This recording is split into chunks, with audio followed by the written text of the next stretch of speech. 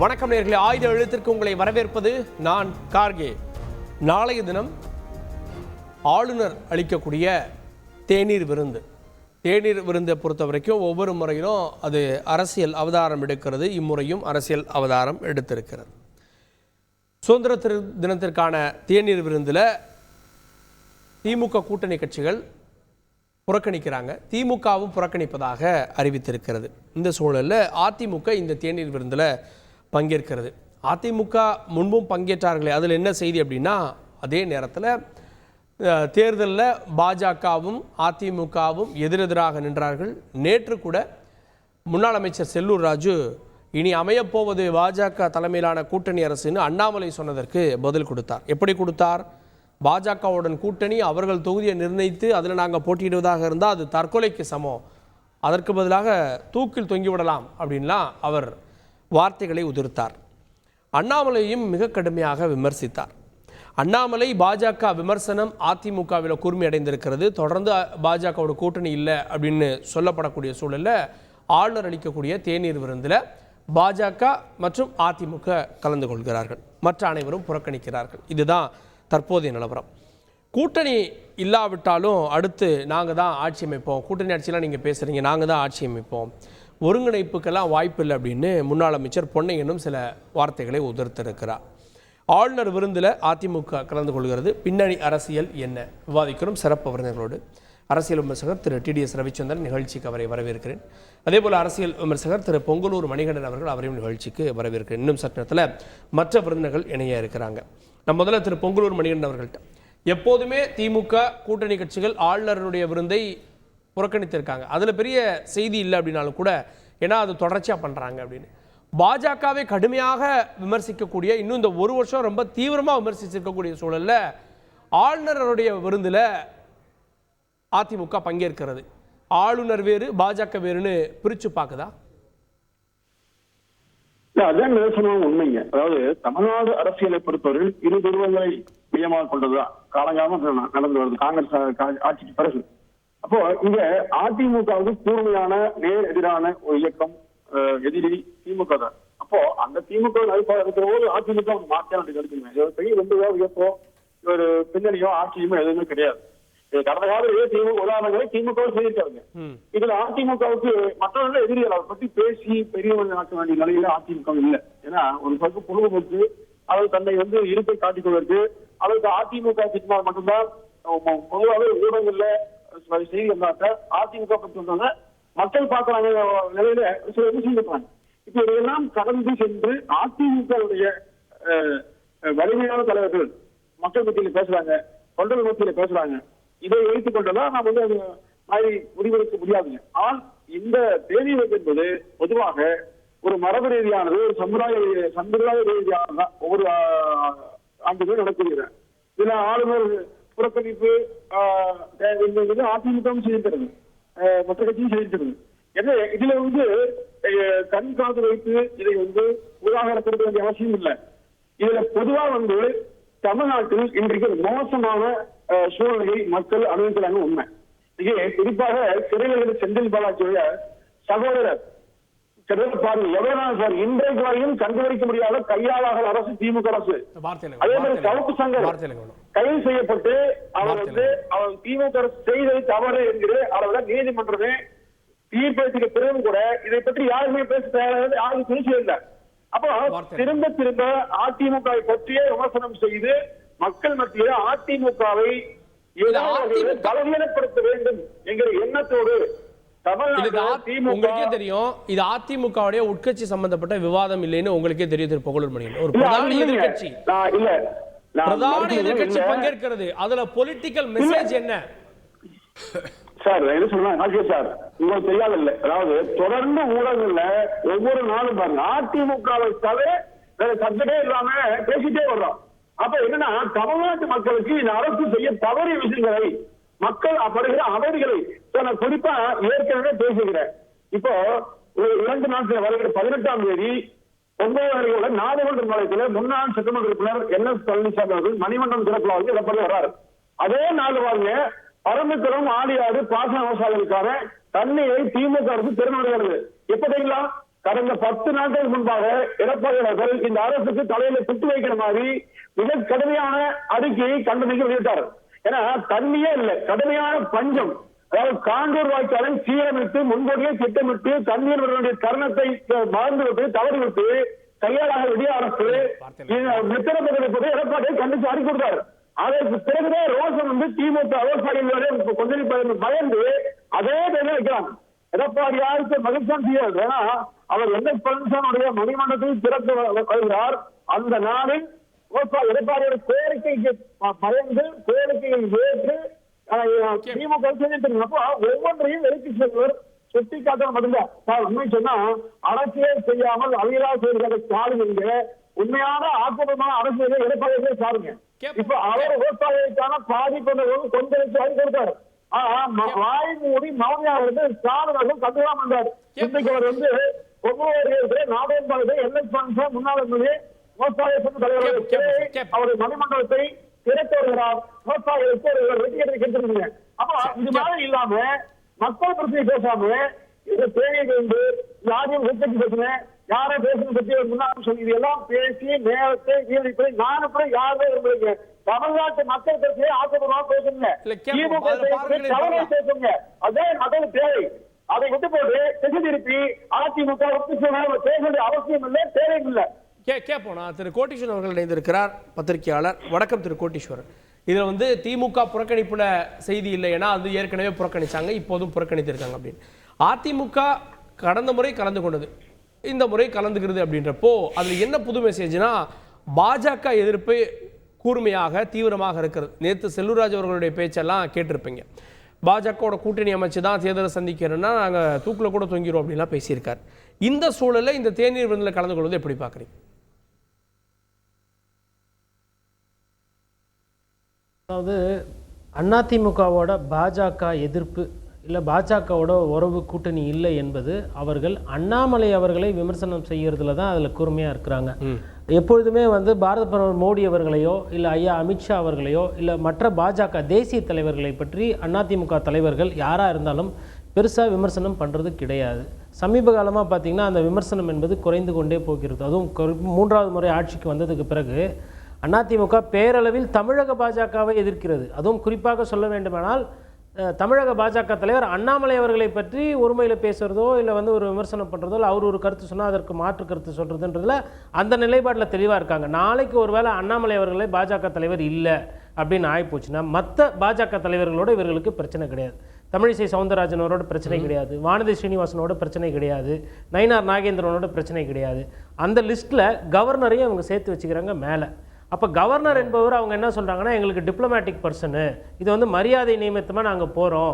இப்போ நாளைக்கு நடக்கிறது வந்து ஒரு சாதாரண ஒரு நிகழ்வு. அங்கே வந்து கூட்டணி பேச பொருளோ இல்லை வந்து சீட்டை பற்றியோ இல்லை தேர்தல் பற்றியெல்லாம் எதுவும் பேச போகிறதில்ல. போகிறாங்க, டீ கொடுப்பாங்க, கொஞ்சம் பிஸ்கெட் கொடுப்பாங்க, டீ பிஸ்கெட் சாப்பிட்டுட்டு சிரிச்சுட்டு நல்லா இருக்கீங்களான்னு கேட்டு வர போகிறாங்க. அந்த நிகழ்ச்சிக்கு ஒருவேளை அதிமுக போல அப்படின்னா அதிமுகவோட நிலைப்பாடு என்பது இன்னும் தெளிவாக இருந்திருக்கும், அரசியல் ரீதியாக என்ன நிலைப்பாடுன்னு.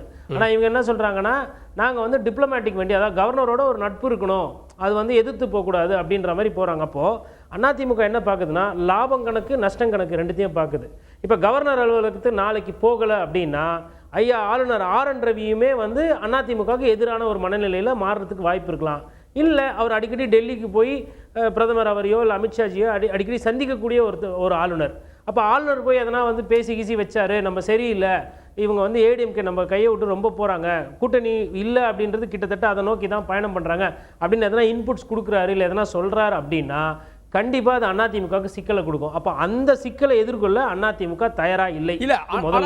இரண்டாவது நீங்க சொல்றப்பவே எடப்பாடி பழனிசாமி அவர்கள் அந்த பர்சன்டேஜ் சொல்றப்பவே இப்பயும் சொல்றேன் 26ல கூட்டணி இல்லை, பாஜகவோட கூட்டணி இல்லை என்று உறுதியா இருக்காருல்ல. ஸோ அவங்க தவிர்க்கணும்னு நினைச்சிருந்தா தவிர்த்து இருக்கலாம், ஆனா இதுல பங்கேற்கிறாங்கல்ல. இல்லைங்க, முரண் அவங்க கிட்ட தானே இருக்கு, அவங்களே கூட்டணி இல்லைன்றாங்க. இப்போ நாளைக்கு நான் என்ன கேட்குறேன்னா இப்போ ஆளுநர் அலுவலகத்துக்கு ஐயா ஜெயக்குமாரோ இல்லை பெஞ்சமினும் போகிறாங்கன்னு வச்சுக்கோங்களேன். போயிட்டு அதனால் அதிமுகவுக்கு என்ன கிடைக்க போகுது, இல்லை நாட்டு மக்களுக்கு என்ன கிடைக்க போகுது, அதனால் என்ன திட்டம் வரப்போகுது, இல்லை அதனால் எதனா வந்து கையெழுத்து வந்து தாமதமாக இருக்கிற பில்லு எதனா கையெழுத்தாக போகுது, ஒன்றும் கிடையாது. அட்லீஸ்ட் இவங்க போகலன்னா இவங்க திராவிட கட்சி சனாதன கட்சிகளுக்கோ இல்லை பாஜக போன்ற தேசிய கட்சிகளுக்கு எதிரான நிலையில் இருக்கிறாங்கன்ற மாதிரி புரிஞ்சுக்கலாம். இப்போது எவ்வளவு முரண் இருக்குது பாருங்கள். நீட்டை வந்து அதிமுக எதிர்க்குது. திருவள்ளூருக்கு காவி வேஷம் போட்டாவோ இல்லை காவி கலரில் பெயிண்ட் அடித்தா அது அதிமுக வரவேற்கிறது இல்லை. அதிமுகவோடது இருமொழி கொள்கை, சமஸ்கிருதத்துக்கு இடம் இல்லை, தமிழ் ஆங்கிலம் ஒன்று இருக்கணுன்ற மாதிரி. அப்போ ஒரு கட்சிக்கு இதுதான் கொள்கை, நாங்கள் இப்படி தான் ஆட்சி பண்ணுவோம், நாங்கள் இப்படி தான் கட்சி நடத்துவோம்னு சொல்லிட்டு, ஆனால் ஆளுநர் வந்து கூப்பிட்டாருன்னா நீங்கள் போகிறீங்க. அங்கே திமுக பார்த்தீங்கன்னா அவங்க என்ன சொல்கிறாங்கன்னா, நாங்கள் ஆட்சியில் இருக்கிறோம், ஆட்சியில் இருக்கும்போது போக விட்டால் சட்ட சிக்கல் வந்து அவங்களுமே வந்து கூட இருக்க கூட்டணி கட்சிகளை தான் வந்து நீங்கள் போகாதீங்கன்னு சொல்லிட்டு டிஎம்கே ஒரு வாட்டியும் போயிடுது. அப்போ நான் என்ன பார்க்குறேன்னா, இந்த 2 திராவிட கட்சிகளும் ஆளுநர் அலுவலகத்தில் இருந்து வரக்கூடிய அந்த இது இருக்கு இல்லைங்களா, இன்விடேஷன்ஸ் எல்லாம் வந்து டிப்ளமேட்டிக்காக ஹேண்டில் பண்ணுறாங்க. அதாவது இதில் அரசியல் பண்ண வேணாம், ஆளுநரை நம்ம எதிர்த்துக்க வேணாம், தேவையில்லாத பிரச்சனைக்கு நம்ம தள்ளப்பட வேணாம். உதாரணத்துக்கு இப்போ நிறைய வழக்குகள், நிலுவைகள், அந்த மாதிரி பிரச்சனைகள்லாம் இருக்குது. அப்போது பொலிட்டிக்கலி லோடட் இன்டெலிஜென்ட் பர்சனாக தான் ஒரு கவர்னர் இருக்கார். அதாவது தமிழக ஆளுநர் வந்து ஏதோ கையெழுத்து போட்டோம், ஒரு ரிப்பன் பில்டிங், ஒரு ரிப்பன் வெட்டி ஒரு விழாவுக்கு போனோம் அப்படின்ற மாதிரி இல்லாமல் அரசியல் செய்யக்கூடிய தன்மையிலே இருக்கிறார் ஐயா ஆளுநர் ரவி. அதாவது அண்ணாமலை ஒரு பக்கம் அரசியல் பண்ணால் இவர் இன்னொரு பக்கம் அரசியல் பண்ணார். தமிழ்நாட தமிழகன்றாரு. திருவள்ளூர் வந்து சனாதனத்துக்கு பேர் போனவர்ன்ற மாதிரிலாம் பேசுகிறாரு. அப்புறம் இப்போ சமீபத்தில் கூட பார்த்தீங்கன்னா அவங்களோட பேச்சு என்பது வந்து ஸ்டேட் எஜுகேஷன் பாலிசின்றதை விட நேஷனல் எஜுகேஷன் பாலிசி தான் சிறந்தது, நீங்கள் அதை தான் இது பண்ணணும், திராவிட கட்சிகளோட அந்த ஆட்சி காலத்தில் கல்வியில் வந்து பின்தங்கி போயிருக்கு அப்படின்னு சொல்லிட்டு திமுகவையும் அதிமுக ரவி அவர்கள் விமர்சனம் பண்ணுறாரு. ஆனால் இவர்கள் பத்திரிகையாளர்கள் சந்திப்பில் அப்படியே கவர்னர்கிட்ட கோவமாக இருக்கிற மாதிரி காட்டுறாங்க. ஆனால் கவர்னர் அழைப்பு கொடுத்தா நல்லா ஜாலியாக போயிட்டு அங்கே போயிட்டு பங்கு பெறுறாங்க. இப்போ நாளைக்கு போகலை அப்படின்னா ஒன்றும் ஒரு பிரச்சனையும் ஆக போகிறது இல்லை. ஆனால் கவர்னர் அலுவலகத்தை எதிர்த்து கொள்ளவோ இல்லை தேவையில்லாமல் பிரச்சனை பண்ணிக்கிறதுக்கோ இந்த திராவிட கட்சிகள் விரும்பலை. இதில் திமுக வந்து வெளிப்படையாக வந்து அவங்களும் அதில் வந்து ஒரு கருத்தை சொல்லலை. ஆனால் நாளைக்கு கலந்துக்கிற மாதிரி தான் சொல்கிறாங்க. ஆனால் அதிமுக பொறுத்தவரை வெளிப்படையாக நாங்கள் போகிறோம்னு சொல்லிட்டாங்க. இன்னொரு ஒரு அட்வான்டேஜ் இருக்குது, திமுக புறக்கணிக்குது. இல்லைங்க, திமுக வேற திமுக ஆட்சி வேற நம்ம பிரிச்சு பார்க்க முடியாது. நான் என்ன சொல்றேன்னா, நீங்க புறக்கணிக்கிறது முடிவாயிடுச்சுன்னா எங்க துணைவேந்தர் போடுறதுல பிரச்சனை இருக்கு, அவர் போட மாட்டேன்றாரு, அதற்கு காரணம் இவங்கன்னு தான் சொல்றாங்க. முந்தா நேத்து எஸ்கே பிரபாகர் அவர்களை வந்து ஒரு கமிஷனுக்கு சேர்மனா போட்டிருக்காங்க. அதே வந்து முன்னாள் டிஜிபி சைலேந்திர பாபு அவரை போட்டப்போ ஆளுநர் தான் போடக்கூடாதுன்னாரு. செந்தில் பாலாஜி அமைச்சராக இருக்கக்கூடாதுன்னு ஆளுநர் தான் சொன்னார். பொன்முடி அவர்கள் எப்படி நீங்கள் அமைச்சராக வச்சிருக்கீங்க, ஆளுநர் தான் கேள்வி எழுப்பினார். அப்போ திமுகவுக்கு ஒரு நிலைப்பாடு, திமுக கட்சிக்கு ஒரு நிலைப்பாடுனா எனக்கு புரியல. நான் ஒரே நிலைப்பாடு தான் இந்த திராவிட கட்சிகள் ரெண்டுத்துக்குமே. ஆளுநர் அலுவலகத்தை தேவையில்லாமல் பகச்சிக்க வேண்டாம், நம்ம கொஞ்சம் அமைதியாக போகலாம் அப்படின்னு சொல்லிட்டு திமுக வந்து ஒரு நிலைப்பாடு எடுக்குது. அதிமுக சொல்லிட்டே சரி. இதில் இன்னொரு அட்வான்டேஜ் என்னன்னா, நாளை பின்ன ஒரு பஞ்சாயத்து, ஒரு ஆர்பிட்ரேஷன், ஒரு மீடியேஷன் வேணும், இல்லை கூட்டணி மலர்றதுக்கு வேணும்னா அப்போ ஆளுநர் ரவி அவர்கள் இருக்காரு, அவர்கிட்ட கூட நம்ம பேசலாம் இது விஷயமா அப்படின்னு கூட பாஜக கிட்ட நெருக்கம் காட்டணும்னு சொல்லிட்டு கூட அதிமுக நினைக்குதான்னு எனக்கு தெரியல. ஓகே, கேட்போம் திரு கலை அவர்கள்ட்ட. ஆளுநருடைய பேச்சு திராவிட அரசுகள் 50 ஆண்டு கால ஆட்சி அப்படின்னு பொதுப்படையான விஷயம், அதிமுக ஆட்சியையும் ஒன்றிணைச்சு தான் பேசுகிறாரு, சர்ச்சைக்குரிய வகையில் பேசுகிறார். ஆளுநர் வந்து வெறும் அரசியலமைப்பு சட்ட பிரதிநிதி அப்படின்றத தாண்டி அவர் ஒரு அரசியல்வாதியாக செயல்படுறான்னு தான் எல்லா கட்சியும் சொல்லுது. அதிமுக அதில் மட்டும் வேறு நிலைப்பாடு எடுக்குதா? அதுதான் இந்த கூட்டத்தில் இந்த தேநீர் விருந்தில் கலந்து கொள்வதனுடைய காரணமா? சுதந்திர தினத்தை கொண்டாடுவதற்காக ஒரு கான்ஸ்டிடியூஷனல் ஹெட்டாக இருக்கக்கூடிய ஆளுநர் தரக்கூடிய விருந்தில் கலந்து கொள்வது என்பது ஆளுநரை எல்லா வகையிலையும் ஏற்றுக்கொள்ளக்கூடியது என்ற அர்த்தம் அல்ல. பாஜக கூட்டணி வேணும்னா பாஜக ரெடியாக இருக்குது, ஒரு குரல் கொடுத்தா வந்துடுவாங்க. அதுக்காக போய் ஆளுநர்கிட்ட போய் பாஜகவை கூட்டணியை உறுதிப்படுத்த வேண்டிய தேவை யாருக்குமே கிடையாது. ஆளுநர் விருந்து கொடுக்குறாருன்னா அதில் போய் ஒரு மரியாதை நிமித்தமாக கலந்துக்கிறாங்க. அதுக்கும் ஆளுநருடைய கொள்கைகளை ஏற்றுக்கொள்வதற்கும் மாறுபாடு இருக்குது. நிச்சயமாக அதிமுக இப்போ நீங்கள் அவர் என்ன சொல்கிறார் பேசினவர், இந்த இவங்களுக்கு ஒரு சிக்கல் இருக்குது, அதிமுகவுக்கு சிக்கல் இருக்குது, மாநில தலைமையை தான் அண்ணாமலையை தான் விமர்சிக்கிறாங்க, இவங்க விமர்சிக்கிறதெல்லாம் அதிமுகவுக்கு மட்டும்தான், அண்ணாமலைக்கு மட்டும்தான், அகில இந்திய தலைமை இவங்க விமர்சிக்கிறது இல்லைன்னு சொல்கிறாங்க. எங்கள் பட்ஜெட்டை கடுமையாக எதிர்த்து அதிமுக அறிக்கை வெளியிட்டிருக்குது. தமிழகம் எப்படி புறக்கணிக்கப்பட்டிருக்கிறது, அது நயவஞ்சகத்தனமாக வஞ்சிக்கப்பட்டிருக்கிறதுன்னு சொல்லியிருக்காங்க. வேற என்ன, மற்ற மாநிலங்களை ஒப்பிடும்போது தமிழகத்திற்கு எதுவுமே தரல, பைசா கூட தரலன்னு சொல்லியிருக்காங்க. எதிர்த்திருக்காங்க. வக்ஃப் திருத்த சட்டத்தை எதிர்த்து மைனாரிட்டிஸ்க்கு எதிரானது இது அப்படின்ற அந்த குரலை எழுப்பி இருக்கிறாங்க. அதெல்லாம் மத்திய அரசுக்கு எதிரான விஷயம் தானே. இல்ல ஆளுநருடைய இதுல மத்திய அரசுக்கு தேர்தல் புறக்கணிப்பு இருந்திருந்தாலும் அந்த எதிர்ப்பினுடைய இன்னொரு முனை தானே அது. திமுக அதை செய்து புறக்கணித்து எதிர்க்க வேண்டிய அவசியம் இல்லைங்க. ஆளுநரை வந்து நீங்க மத்திய ஆளுங்கட்சியோட பாஜகவோட ஆளுங்கட்சியோட நீங்க பொருத்தி பார்க்கலாம். ஆனா பாஜகவோட பொருத்தி பார்க்க கூடாது. பாஜக வேறு ஆளுநர் வேறு தான் என்னதான் இருந்தாலும். இந்த தேநீர் விருந்துல போய் அவரோட வந்து உங்க கொள்கைகளை பற்றிலாம் பேச போறது இல்லைங்க. அவருடைய விமர்சனங்கள் தனியா இருக்கு, அவர் மேல இவர் விமர்சனங்கள் இருக்குது. இரு தரப்புமே ஒரு சுதந்திர தின கொண்டாட்டத்திற்காக ஒன்று சேர்றாங்க, ஒரு நல்ல நோக்கத்திற்காக. அதை போய் கொச்சைப்படுத்த வேண்டிய அவசியம் இல்லை எனக்கு. உதாரணமா திமுக நாடாளுமன்ற உறுப்பினர்கள் 40 பேர், அந்த திமுக கூட்டணி கட்சிகளை சார்ந்த எல்லாரும் சேர்ந்து டெல்லியில் ஒரு தேநீர் விருந்து கொடுத்தாங்க. அதுக்கு யார் சிறப்பு அழைப்பாளர் தெரியுமா? பாஜகவினுடைய அகில இந்திய தலைவர், இன்னைக்கு அவர் தான், நட்டா அவர்களை கூப்பிட்டாங்க. அப்போ என்ன அர்த்தம்? அது அப்படின்னா நீங்கள் பாஜகவோட ஒத்து போகிறீங்களா, சமரசமாகறீங்களா அப்படின்லாம் அதுக்கு வியாக்கியானம் கொடுக்க முடியுமா? அவங்க அந்த மாதிரி நீங்கள் இப்படி ஒவ்வொரு விஷயத்துக்கும் வேற ஒரு பார்வையாகவே பார்த்துட்டு இருந்தோம்னா, வேற ஒரு ஆங்கிள்லேருந்தே பார்த்துட்டு இருந்தோம்னா அது தீர்வாகாது. சொல்லப்போனால் திமுக எம்பிக்கள் நடத்தின டீ பார்ட்டியில் பாஜக தலைவருக்கு என்ன வேலைங்க? ஏன் அவரை கூப்பிடுறாங்க? அதில் காங்கிரஸ் கட்சியும் உள்ளே இருக்குது. ராகுல் காந்தியை கூப்பிட்டுருக்கலாமே. ராஜ்நாத் சிங் வராருங்க. இங்கே கலைஞர் உருவம் பொதித்த 100 ரூபாய் நாணயத்தை வெளியிடுவது உங்களுக்கு தெரியாதது இல்ல. மத்திய பாதுகாப்பு அமைச்சர் ராஜ்நாத் சிங். டெல்லி அரசியல் அப்படின்றது ஒரே கார்ல எதிர்கட்சி எம்பிக்கள்லாம் ஒன்னா போவாங்க. உங்களுக்கு தெரியாதது இல்ல. இல்லை போகட்டுங்க, எதிரெதிராக போனால் கூட பிரச்சனை இல்லை. நீங்கள் விருந்து கொடுக்கும்போது ஏன் ராஜ்நாத் சிங்கை, நீங்கள் ஏன் ராகுல் காந்தியை கூப்பிடாம பாஜகவினுடைய தலைவர் நட்டாவை கூப்பிடுறீங்க? அதில் தான் அரசியலே இருக்குது. ஆளுநரை பார்த்து விருந்து சாப்பிட்றதுல அரசியல் இல்லை. அதனால நீங்கள் வந்து ராஜ்நாத் சிங் இங்கே வராருங்க அதை வெளியிடுறதுக்கு. ஏன் மாநிலத்தில் நீங்கள் யாரை வச்சு வெளியிடலாமே? ஓகே, மாநில முதல்வரே வெளியிடலாம். கேட்போம். எடப்பாடி அவர் இருந்தப்ப நாணயங்களில் தபால் தலைகள் எல்லாம் அவர் தான் வெளியிட்டாரு. நீங்க வெளியிடலாமே, ஏன் ராஜ்நாத் சிங்கை நீங்க கூப்பிடுறீங்க? கேப்போம். இதெல்லாம் வந்து அரசியல் நோக்கம் இல்லையா? கேட்போம். உங்களுக்கு ஏதோ ஒரு அண்டர்ஸ்டாண்டிங் உங்களுக்குள்ள இருக்கு அப்படின்னு மக்கள் நினைக்க மாட்டாங்களா? கேட்போம் சார், அதே கேள்வி. ஆளுநர் டீ பார்ட்டிக்கு போனாதான் நினைப்பாங்களா?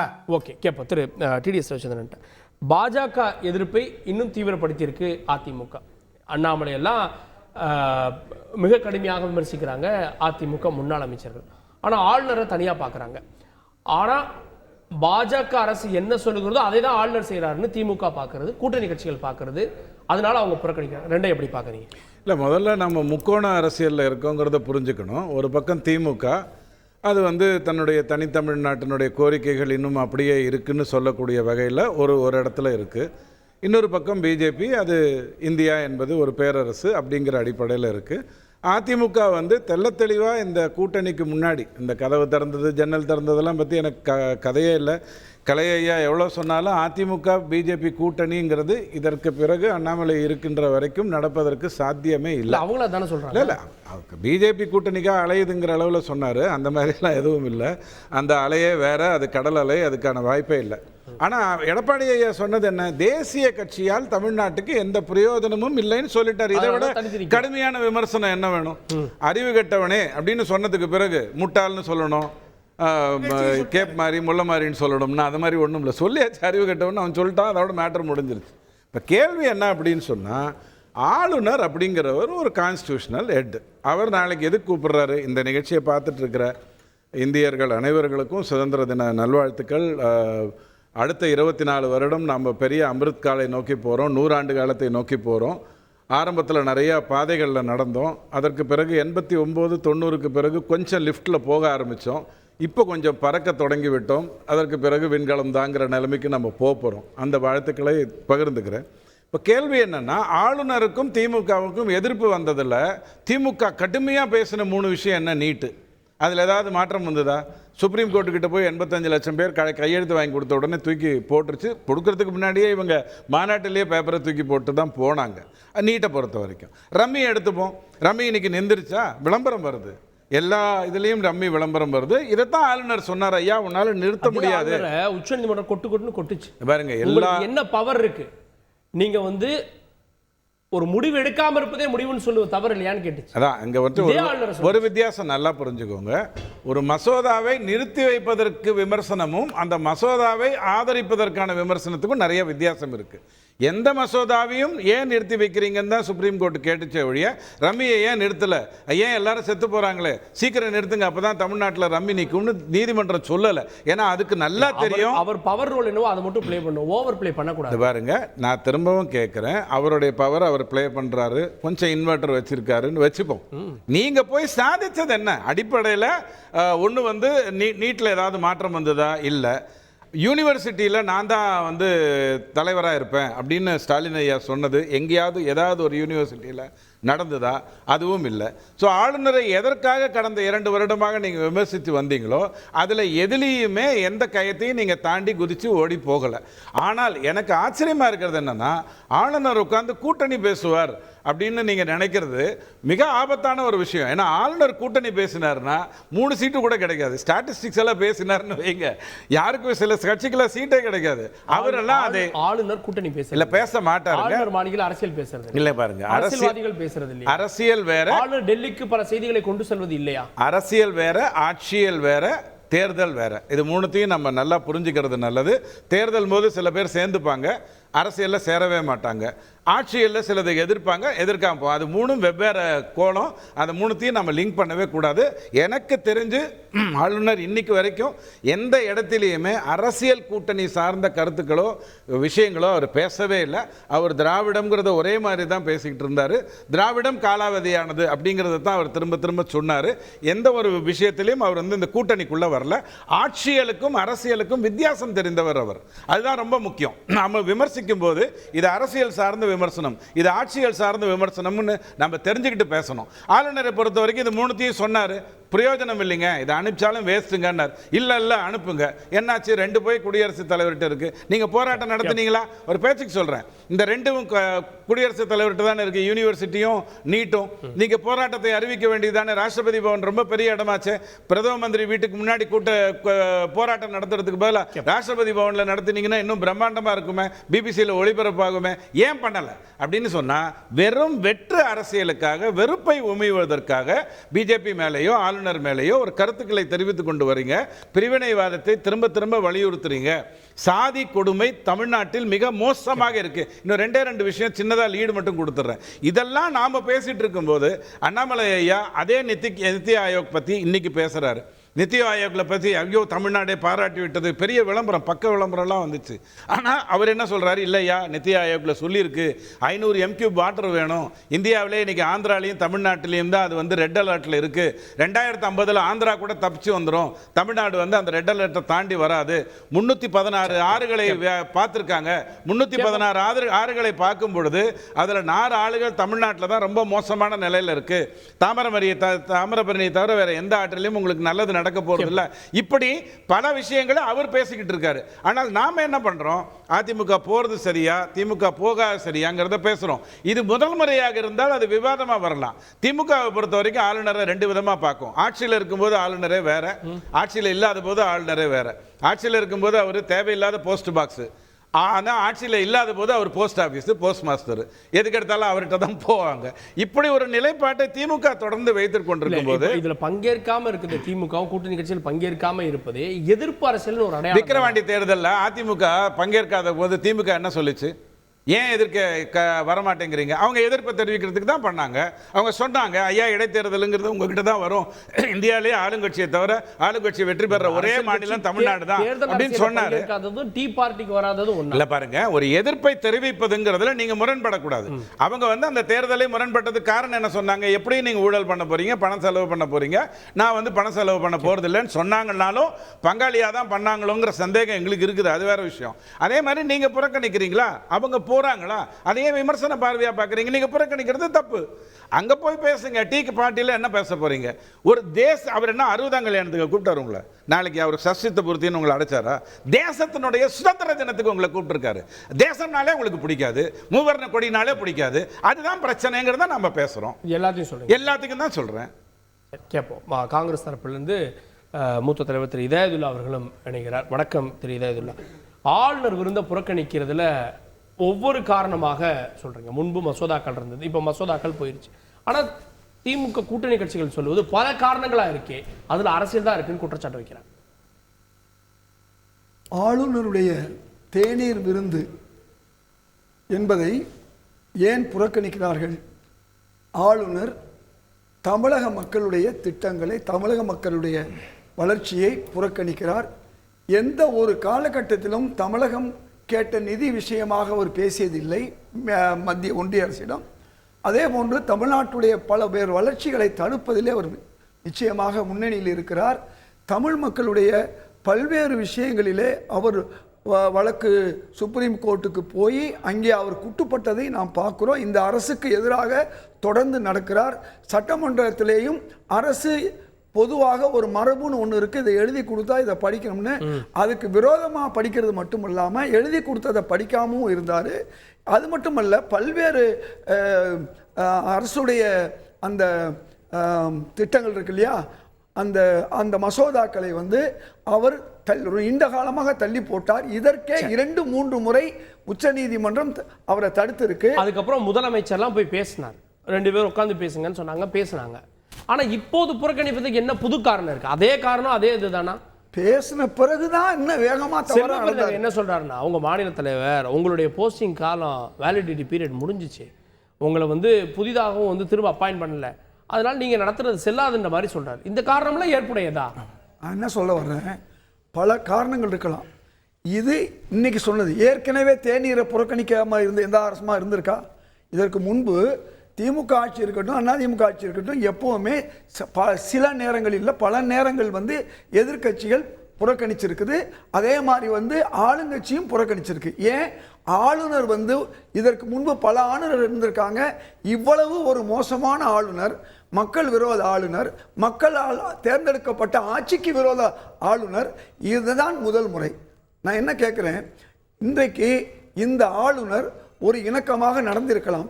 இன்னைக்கு பல்வேறு விஷயங்களில் நீட்டு மசோதாவை தள்ளி போட்டது இருக்கட்டும், அதே மாதிரி அவர் கொடுக்கக்கூடிய அறிக்கைகள் இருக்கட்டும், அவர் கலந்து கொடுக்க பேச்சுக்களாக இருக்கட்டும், எல்லாமே ஒட்டுமொத்தமாக தமிழர்களுக்கு எதிராக, தமிழ் மொழிக்கு எதிராக, தமிழ் மக்களுக்கு எதிராக அவர் பேசுகிறார். பேசுவது சொல்லுவாங்க ராமாயணம் இடிப்பது பெருமாள் கோயில் மாதிரி. அவர் என்ன செய்கிறாரு, இன்றைக்கு தமிழ் மொழியை பற்றி பேசுகிறாரு. தமிழ் மொழிக்காக யாரெல்லாம் பாடுபட்டார்களோ, தமிழ் திருக்குறளை இன்றைக்கு உலகளாவிய அளவில் ஆங்கிலத்தில் கொண்டு போன கால்டுவெல் உள்பட பலரை அவர் மிக மோசமாக கேவலமாக பேசுகிறார். ஆக தமிழ் மொழிக்கு எல்லாம் யார் பாடுபட்டார்களோ அவருக்கு எதிராக இருக்கார். அதான் ஒரு விஷயம். அவர் சொல்றது வரலாறை மாற்றி பேசுகிறார், விஷமத்தை திணிக்கிறார். இன்னும் சொல்லணும் அப்படின்னா சனாதனத்தை பற்றி பேசுகிறாரு, பல நேரங்களில் அதை தவறாக போர்ட்ரேட் பண்ணுறாரு அப்படின்ற குற்றச்சாட்டுகளை வைக்கிறாங்க. தமிழ்நாடுங்கிற பேரை கூட அவர் தமிழகன் போட்டு அவரே வாபஸ் வாங்கிட்டாரு. சர்ச்சைகள் எல்லாம், தேவையில்லாத கண்டென்ட் எல்லாம் இந்த ஆளுநர் கொடுத்திருக்காரு. இவரை மாத்திராதீங்கன்னு சொன்னது திமுக. சனாதனத்தை பற்றி அவர் பேசினதுங்கிறது 2 கட்டத்தில். சனாதனம் இந்த நாட்டினுடைய அடிப்படைன்னு சொன்னாங்க, நீங்கள் ஒழிப்பேன்னு பேசுனீங்க, அதுக்கான காரண காரியங்களை நீங்கள் மக்கள் என்ன ரிசல்ட் கொடுத்தாங்கன்றதை பார்த்துட்டீங்க. 3வது முறை மோடி அங்கே பிரதமராக இருக்கார். 2வது நீங்கள் பேசுகிறது இவர் வரலாற்றை திரிக்கிறார் அப்படின்னு சொல்கிறீங்க.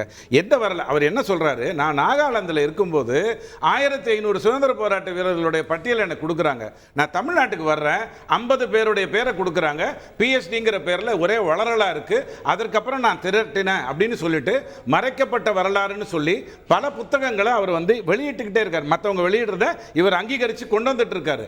மக்களுக்கு என்ன சொல்ல வர்றாருன்னா, தமிழகம்ங்கிறது மிகப்பெரிய சுதந்திர போராட்டத்துக்காக பணி செய்த ஒரு பூமி, கிட்டத்தட்ட 2000-4000 பேருக்கு மேல இதுல இருக்காங்க, ஒவ்வொருத்தர் பேரையும் நான் அறிமுகப்படுத்துறேன்னு சொல்லிட்டு பலர் பெயர்களை அழகாக கொண்டு வந்து இந்த உலகத்துக்கு எடுத்து சொல்றாரு. அதுதான் அவருடைய வேலையா செய்யற. நீங்க எதையெல்லாம் மறைச்சிங்களோ, சாதியை காட்டி, மதத்தை காட்டி, இனத்தை காட்டி, குலத்தை காட்டி மறைச்சிங்களோ, அதை எல்லாத்தையும் அவர் திரும்ப கொண்டு வந்து தமிழகத்துக்கு பெருமையா தான் சேர்க்கிறாரே ஒழிய அவர் தமிழகத்துக்கு எதிராக எந்த ஒரு விஷயத்தையும் இந்த விஷயத்துல சொல்ல. தமிழ்நாடு தமிழருக்கு மட்டும் விரோதமா இல்லை. அவர் சொன்னார்ல நாகாலாந்து, இந்த நாகாலாந்துல என்ன நடந்துச்சு, அங்கே மக்களுக்கும் அரசாங்களுக்கு எதிராக என்ன வேலையை பார்த்தாரு? பிரிவுச்சார விழா என்ன நடந்துச்சு? அங்கே ஏன் அந்த அளவுக்கு இந்த மக்களால் துரத்தப்பட்ட அளவுக்கு அங்கேருந்து வந்தார்? வேற வழி இல்லாம தமிழ்நாட்டுக்கு வந்தார். திருந்தலாம், ஒரு மனிதன் ஒரு முறை திருந்தாம இருந்தா பரவாயில்லை. அங்கேதான் நம்ம மக்களுக்கு எதிராக இருந்தோம், அங்கே உள்ள கட்சிகளுக்கு எதிராக இருந்தோம். இங்கே அது மாதிரி மாறணுங்கிற எண்ணம் அவருக்கு வரல. அதெல்லாம் இருக்கட்டும். ஒவ்வொரு விஷயத்திலையும் இப்ப நான் கேட்கிறேன், இல்ல சார், இல்ல இதுல நாகாலாந்துல இன்னைக்கு எதிரி கட்சியே இல்ல.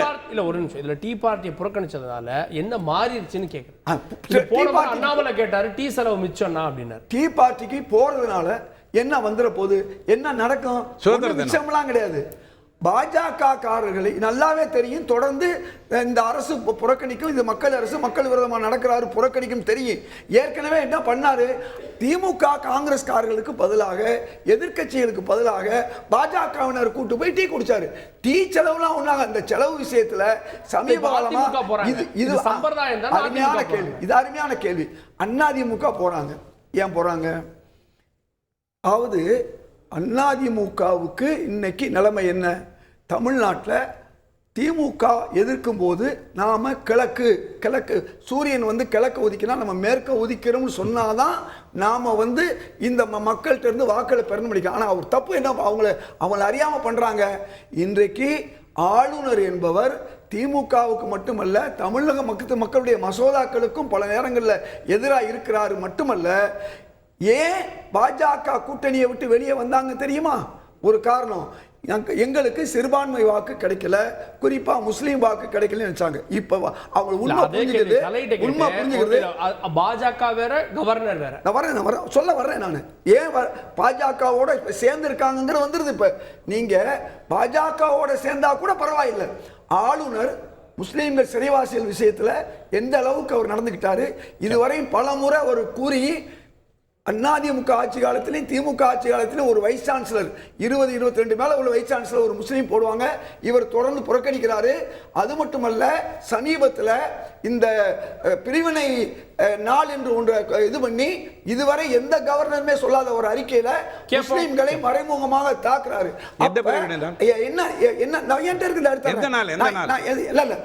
என்ன சொல்றாரு சொன்னா, அந்த அன்றைய நடந்த விஷயங்களை மட்டுமல்ல, ஆல் இந்தியா முஸ்லீம் மட்டும் குறிப்பிடல. இன்னைக்கு என்ன சொல்றாருன்னா, இந்தியாவில் இப்பொழுதும் தமிழ்நாட்டில் அதே நிலை நிலவுதுங்கிறாரு. எந்த நிலை? என்ன நிலை நீங்க தான் போய் படிச்சு பார்க்கணும். இல்லைங்க, ஏதோ புறக்கணிக்கிறாருங்களே, ஏதோ சொல்றீங்க. நான் என்ன சொல்லலாம், இஸ்லாம் சகோதரர்கள் வேற சொன்னீங்க. தேவையில்லாம நான் சொல்றது எலிப்பொறியில மாட்டின மாதிரி. அது பாஜகவுக்கு எதிராக இருக்க வேண்டிய அதிமுக, கவர்னருக்கு எதிராக இருக்க வேண்டிய அதிமுக இன்னைக்கு எலிப்பொறியில போய் விழுந்துருச்சு. எதிர்ப்பு அரசியல், அதாவது திமுக இந்த ஸ்டாண்டர்ட் சொல்லி போய் கலந்துக்கணுமான்னு கேக்குறாரு. எலிப்பொறியில மாட்டிக்காதீங்கன்றார் சார். சின்ன குறுக்கீடு மட்டும் இல்லை, அதிமுகவுக்கு அப்படி எல்லாம் வெளியில இருந்து அறிவுரை சொல்லி கேட்கிறவங்க அதிமுக இல்லைங்க. அவன் விருப்பத்தை சொல்லலாம். அதாவது 1947 இருந்து இந்த கிட்டத்தட்ட 80 ஆண்டு இருக்குங்க சுதந்திர தினத்தை நெருங்கி கொண்டாட போறோம். இப்ப இந்த இடைப்பட்ட காலங்கள்ல இதயத்துள்ளாக மனசாட்சியோட பேசு. திமுக எத்தனை காலத்துல அதிமுக பக்கமா இருந்ததுங்க. தென்னாடு விவகாரத்துல அம்மா அவர்கள் கடுமையா இருக்காங்க. அந்த பல்கலைக்கழக விவகாரம் கூட மிக கடுமையா இருக்காங்க. அப்ப திமுக என்ன சொல்லுங்க, தயவு படிச்சு பாருங்க. நம்ம தப்பா சொல்லுங்க, வயதில் மூத்தவர், அனுபவத்தவர், அறிவாளி, அதெல்லாம் பொறுத்து சொல்லல. ஆனா அன்றைக்கு திமுக தமிழ நோக்கம் பண்றதுங்க. இதே புரட்சி அம்மா அவர்கள் தான் மிக கடுமையா இந்த ஆலய விவகாரத்தை எடுத்தாங்க. ஆனா ஆட்டுக்கு தாடி நாட்டுக்கு கவர்மெண்ட் சொல்லி மோசடியான அரசியல் திமுகவுக்கு வக்காலத்து மட்டும் வாங்கினாங்க. உண்மையாகவே பாஜக அவர்கள் ஆளுநர் எதிர்த்தபடி திமுக எப்படி செய்து தொடக்கத்தை கலை சொன்னாங்க. டெல்லியில போய் கட்சி திரைப்பாசத்தை யார் கொடுத்தாங்க?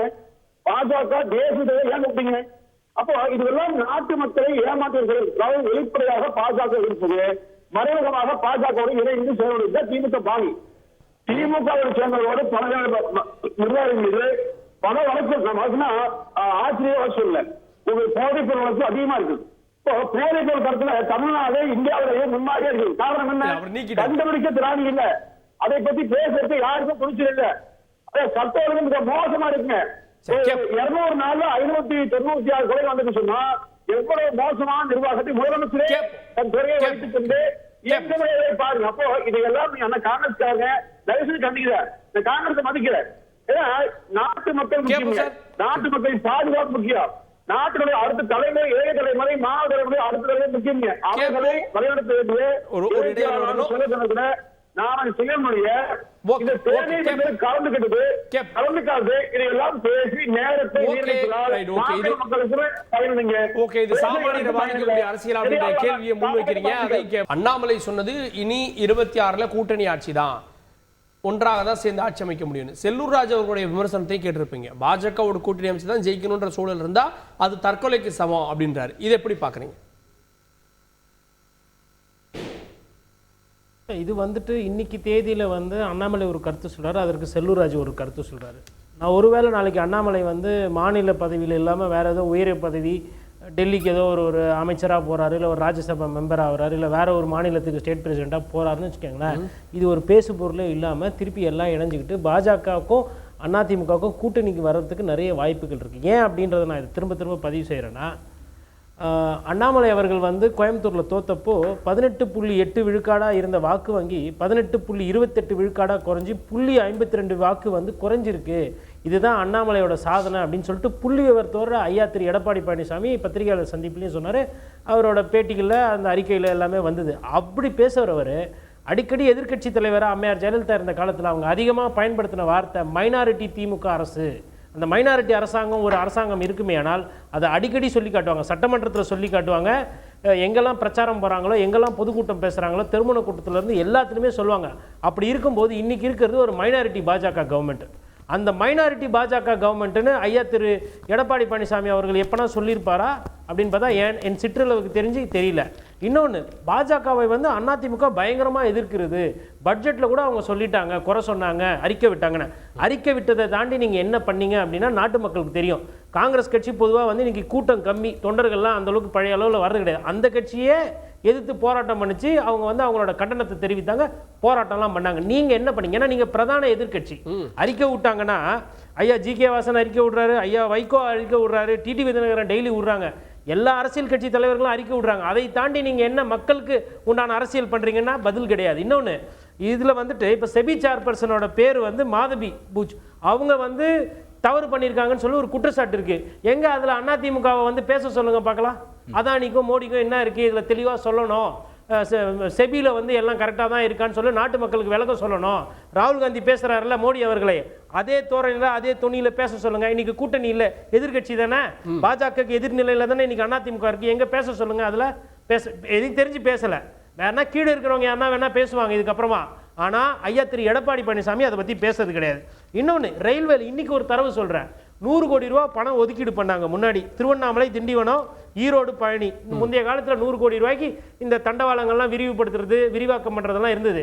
இன்றைக்கி பிங்க் புக்குன்னு சொல்லுவாங்க ரயில்வேல. அந்த புக்கில் என்ன பணம் ஒதுக்கியிருக்கோ அதை தான் எடுத்து செலவு பண்ணோம். அந்த பிங்க் புக்கில் சில பல ஆயிரங்கள் தான் ஒதுக்கியிருக்காங்க. 100 கோடி ரூபாயில் நாங்கள் செயல் திட்டம் பண்ணுவோம்னு சொன்னப்பட்ட ஒரு திட்டத்துக்கு இன்றைக்கி இருக்கு. நாளைக்கு எங்கே ரயில் நிலையங்களில் ஒரு சின்ன ஒரு கண்டனம் மத்திய அரசை எதிர்த்து இல்லை ஒரு போராட்டம் எதனா பண்ணுவாங்களா? கிடையாது. அப்போ சும்மா அறிக்கை விட்டுட்டு நாங்கள் எதிர்க்கிறோம் அப்படின்றத பாஜகவோட அதிமுக எதிர்ப்பு நிலை இருக்கு. இன்னொன்று, ஐயா ரவிச்சந்திரன் பேசினாங்க பாஜகவோட அந்த ஆதரவு நிலைப்பாடோட. அதில் அவர் சொன்ன ஒரு விஷயம் 100க்கு 100 உண்மைங்க. திமுக என்பது ஆட்சியில் இருக்கும் பொழுது கவர்னர் அலுவலகத்தை வேற மாதிரியும், ஆட்சியில் இல்லைன்னா வேற மாதிரியும் பார்க்குறாங்க. ஆட்சியில் இல்லைன்னா கவர்னருக்கு கருப்பு கண்டனம் அது இது அந்த மாதிரிலாம் பண்ணுவாங்க. ஆனால் மற்ற நேரத்தில் பார்த்தீங்கன்னா பிரதமர் மோடி வந்தால் கூட அவருக்கு சபுக்கு கம்பளம் போட்டு, ஏன்னா பிரதமர் ஒரு முதலமைச்சராக பிரதமருக்கு வந்து கண்டனத்தை தெரிவிக்க முடியாது. இதே ஐயா திரு எடப்பாடி பழனிசாமி ஆட்சி காலத்தில் அவர் முதலமைச்சராக இருந்தப்போ விமர்சனம் பண்ணாங்க, கவர்னர் அலுவலகத்தை முற்றுகை பண்ணாங்க.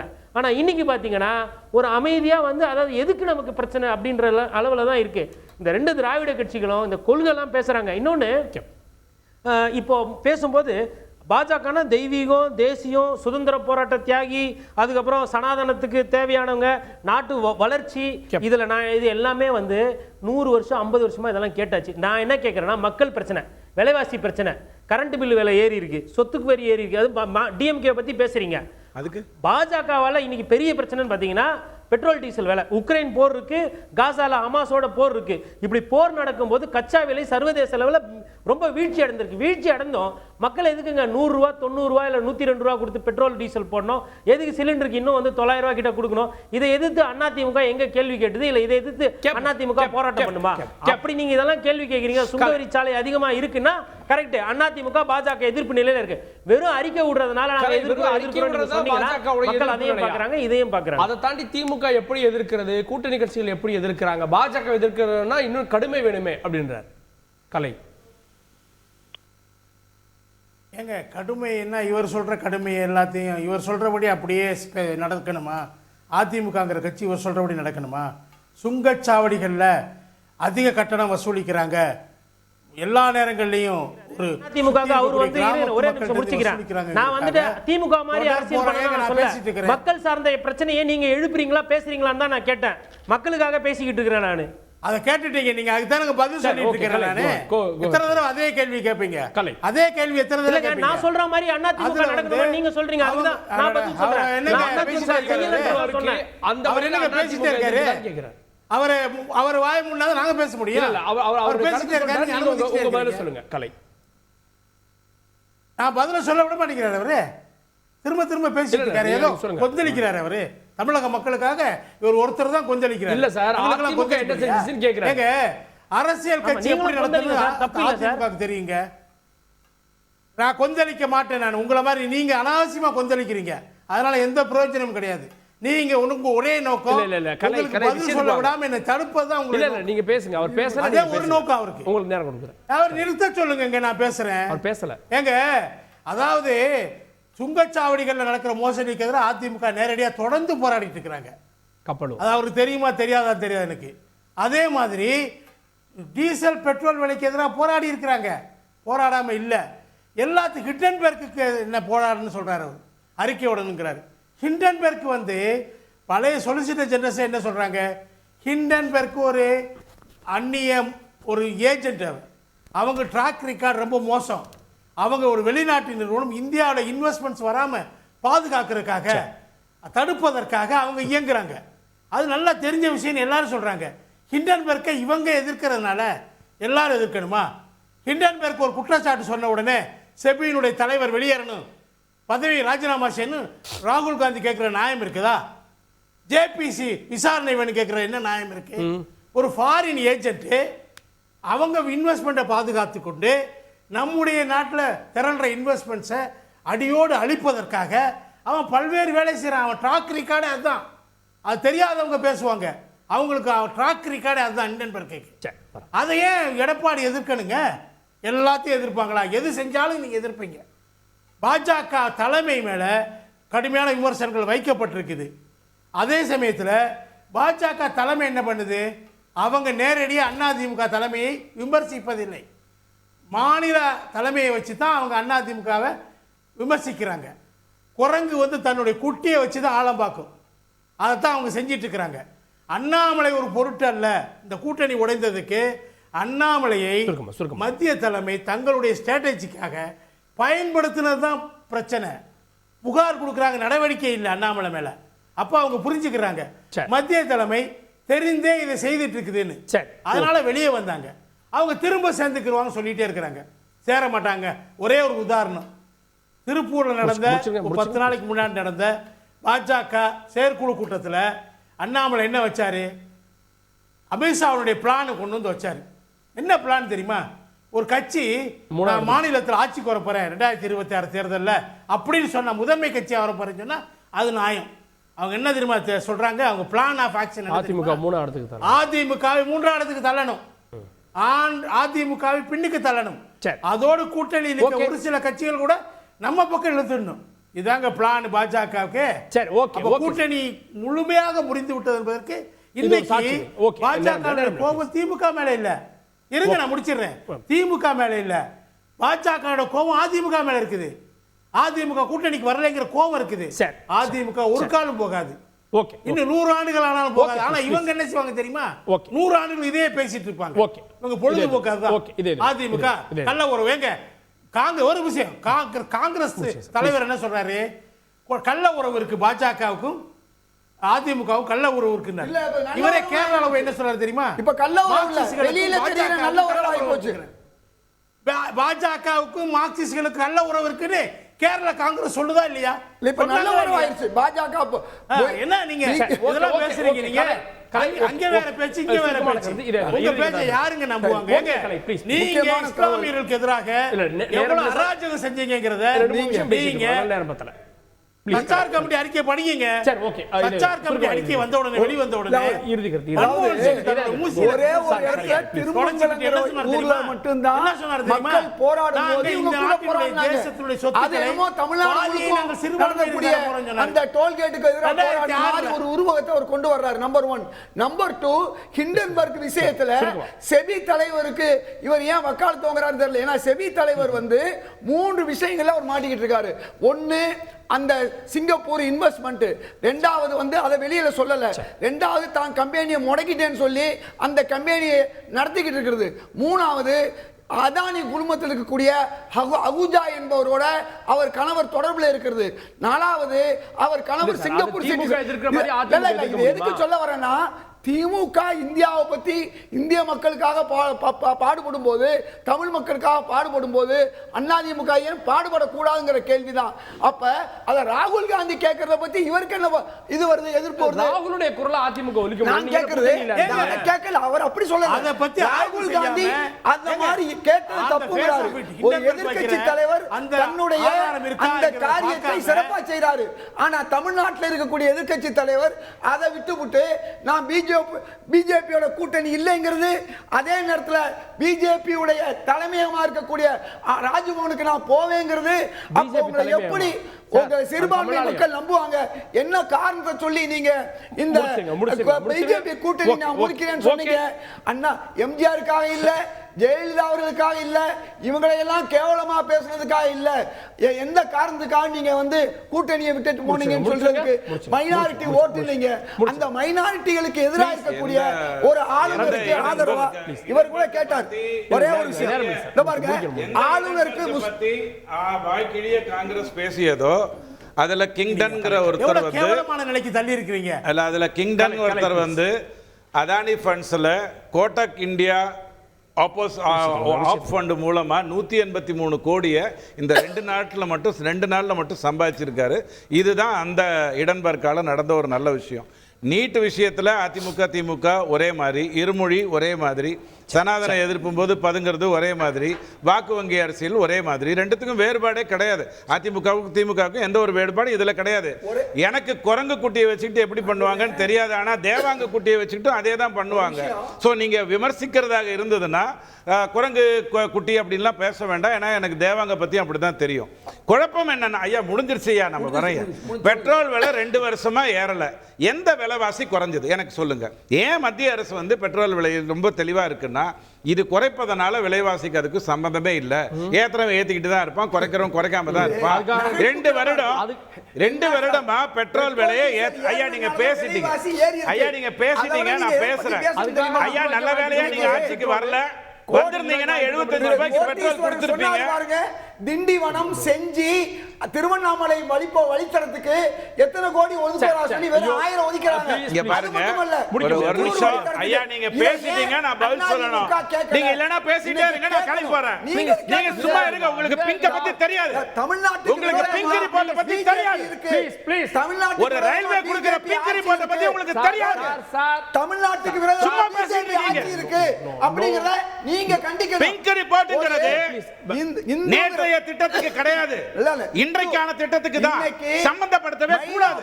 இது கூட தெரியாம உட்கார்ந்து பேசிட்டு இருக்கீங்க. இந்து பெர்மனன்ட் ஃபண்டுக்கு என்னங்க இது? என்ன ஒரு நியாய தர்மம் இல்லையா? ஒரு பெரிய மனுஷன் பேசுறாருன்னு வந்தா என்ன செய்யணும்? இல்லங்க, இல்லங்க, இது தப்புங்க. நம்ம பேச வேண்டியது இன்னும் நிறைய இருக்கு.